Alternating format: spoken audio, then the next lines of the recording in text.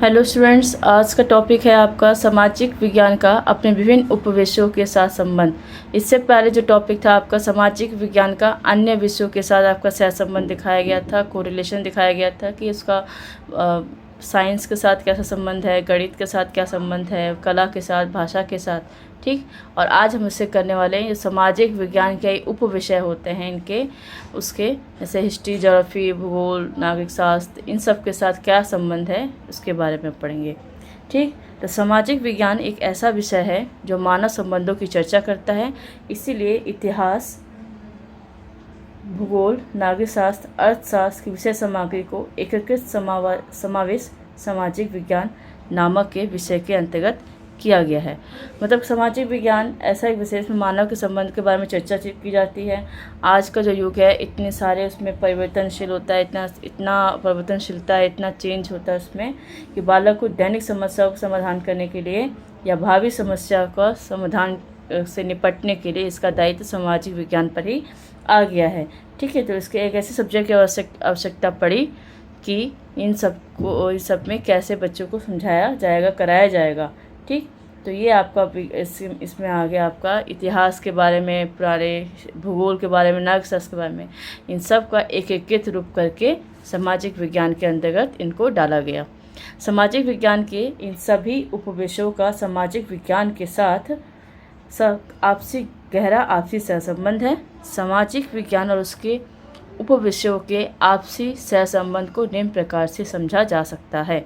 पहला है आपका इतिहास व सामाजिक विज्ञान, हिस्ट्री और सोशल साइंस में क्या संबंध है। तो इतिहास के बारे में आपको पता ही है, हिस्ट्री क्या करता है। हिस्ट्री आपके अतीत और हिस्ट्री जो है इज स्टडी ऑफ पास्ट, ठीक। तो इतिहास बालकों को अपने अतीत या वातावरण को समझने में सहायता प्रदान करता है, ठीक। इसलिए सामाजिक विज्ञान में इतिहास का अपना महत्व है। अतीत की घटनाओं को रख के सोचकर वर्तमान के लिए या भविष्य के लिए योजना बनाता है इतिहास का ही। उसकी भूतकाल से तुलना करके भविष्य को सुंदर निर्माण करने की योजना बनाता है, ठीक। तो विद्यार्थियों में इतिहास को पढ़ने रुचि बढ़ावा देने के लिए उनमें ये इतिहास को शामिल किया गया है। तो इतिहास का भी अपना एक विशेष महत्व है। तो सामाजिक विज्ञान का मुख्य उद्देश्य यही है कि आज के वातावरण में समाहित करके विद्यार्थियों को अच्छा नागरिक बनाना है, ठीक है। अच्छा नागरिक बनाना है जिसके द्वारा वे अतीत में अनेक शासनकालों में गलतियों को सुधार कर सामाजिक कुशलता प्राप्त कर सके। डॉक्टर दीक्षित या बघेल ने कहा है कि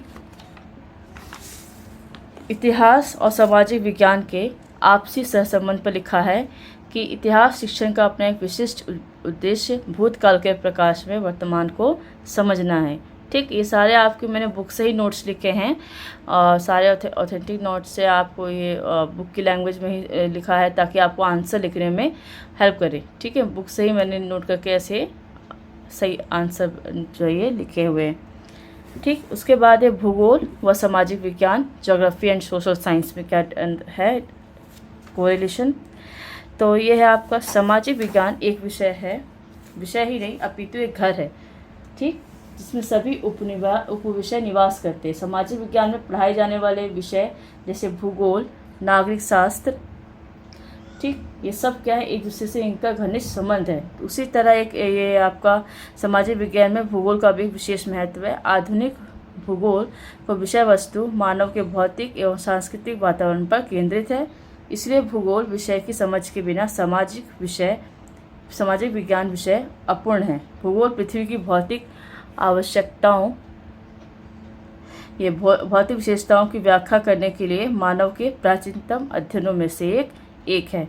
तो आप जितना जानते हो वही आपको इसमें आंसर में आपको बताना है कि भूगोल क्या होता है और सामाजिक विज्ञान में इसको कैसे क्यों पढ़ा जाता है, ताकि बच्चों क्योंकि भूगोल आपका प्राकृतिक वातावरण से होता है और सामाजिक व्यवस्थाएं भी प्राकृतिक से ही साथ एक दूसरे के साथ जुड़ी रहती हैं। तो इसलिए भूगोल को पढ़ना भी सामाजिक विज्ञान में ज़रूरी है और ये विज्ञान के साथ भूगोल के आपसी सहसंबंध में काफ़ी गहरा हो जाता है। उसके बाद नागरिक शास्त्र यानी कि सिविक्स और सोशल साइंस। नागरिक शास्त्र आपको पता है क्या है, सामाजिक विज्ञान के साथ इसका घनिष्ठ संबंध है। समाज में रहने वाले सभ्य मानव नागरिक कहलाते हैं।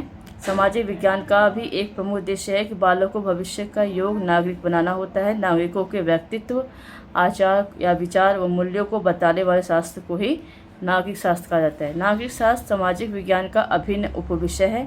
इसलिए हम कह सकते हैं कि अच्छे समाज के निर्माण में अच्छे नागरिकों की आवश्यकता होती है और ऐसा करने में सामाजिक विज्ञान अपने उप विषय के साथ मिलकर महत्वपूर्ण भूमिका अदा करते हैं। ठीक, उसके बाद है फोर्थ, अर्थशास्त्र और सामाजिक विज्ञान। ठीक, इसमें क्या है, सामाजिक विज्ञान एवं अर्थशास्त्र भी अंतर संबंधित है। अर्थशास्त्र के अंतर्गत मनुष्य की आर्थिक क्रियाओं का अध्ययन किया जाता है, जबकि सामाजिक विज्ञान में